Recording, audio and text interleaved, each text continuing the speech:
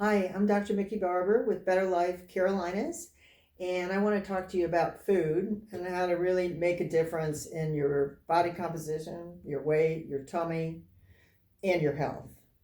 And really, three main steps, so it's not that hard. The first thing is really to avoid processed foods. Now, I know they can be really yummy and addicting, which is how it works. So the more they process the food, the more chemicals that are in there, the more sugar that's in there, the more salt that's in there, the more you want it. Because you eat, one bowl of potato chips, which is my weakness, and then you want a second. Because that salt you start to crave, then it triggers those neurotransmitters in your brain. You want to have more and more of it. So if you can eat foods that really are only one or two ingredients, not six or eight, that'll help you. So when you look at a label, first of all, the best thing, obviously, is to just pick those fruits and vegetables, fish right out of the counter, and that's the best way to go. Once you start making it more complicated, the food more complicated, the more processed the food is, and the more dangerous it is for your waistline and for your health. So just an example. So you remember way back, if you're my age, you remember when there was not fat-free food or non-fat this or that, or even sugar-free this or that, but particularly the fats.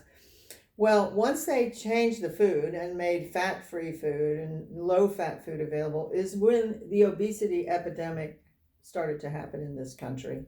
If you can get your hands on any articles about that and see the chart, it's pretty crazy. I mean, why? Because you couldn't eat fat-free food if it was really fat-free, unless they added sugar, and that's what they do. And sugar's very addicting. And now we know it's not really the fats that cause cholesterol problems. Not really. It's sugar.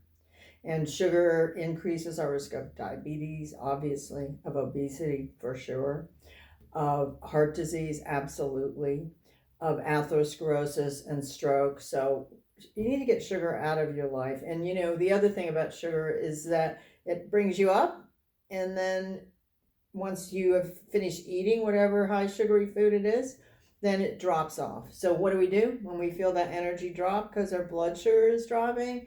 We go back to that sugar source. So all the time I say this to patients, and we're monitoring your sugar levels, we're monitoring your insulin, which is what your pancreas puts out to control your sugar, your glucose level. We measure a pre-diabetic marker called hemoglobin A1C to see how you're processing the sugar. And I'll have a conversation with a patient about, look, you're really getting too many sugars, you're not handling them well in your diet. Oh, I don't eat cookies, I don't eat candy, I don't eat cake, anything like that. Well, those are obvious sugars. The less obvious are those more complex carbohydrates, like really anything white rice, white potatoes, pasta, white bread, all of those things really cause your blood sugar to go up and cause you to start to crave carbohydrates, and that sugar gets stored in your blood vessels, and those really can accelerate the aging process. So you want to take sugars out of your life. And what's one of the most popular sugars out there is alcohol. All of us probably over the holidays had more cocktails than we need, one more glass of wine, extra glass of champagne. Well, now's the time to limit your alcohol. And for a lot of reasons. One, the obvious, certainly don't drink and drive. That's a biggie. Second, it definitely affects your cognition, your memory, your focus. 100% interferes with your sleep if you're drinking late in the evening before you go to bed.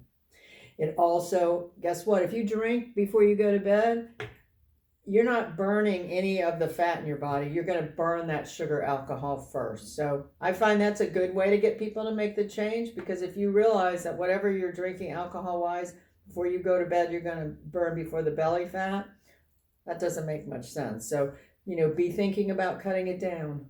The other thing is, there was a study that came out, I don't know, probably 5 years ago. I think it was the National Research Foundation, Cancer Research Foundation.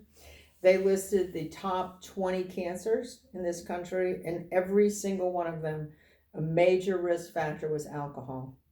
Breast cancer, colon cancer, liver cancer, lung cancer, stomach, esophageal cancer, alcohol. So now is the time. I mean, if you are drinking socially, which I hear that a lot, oh, I'm out entertaining, that's fine. First of all, I hope no one's monitoring how much alcohol you drink as part of your business meetings, but fool them, have a glass of vodka and the next glass tell the bartender every other glass you want to have sparkling water or something that looks like what you were drinking. I mean, the other thing is you can set a good example, of course, for your business colleagues. But if you can't do that and you're uncomfortable with that, talk to the bartender, talk to whoever, and start substituting some water or some non-alcoholic beverage every 1 or every 3 drinks to just start to turn that curve a little bit, because it is affecting you, even though you might not think it is. It affects everything from the way you think to the way you move, because it can cause some joint inflammation, to that extra few inches in the midline, to your glucose, to your cholesterol level. So sugar, alcohol, and I want to talk a little bit about artificial sweeteners. Got to go down that path for a second. So first of all, the fact that it says artificial should get your attention. I mean, there's really nothing beneficial about artificial sweeteners, and they can really, I mean, it's poison. It's just chemicals that you're putting in your body. So stevia is better. I personally don't like the taste of stevia very much. It is a leaf, a plant. It's not artificial, so that is definitely better.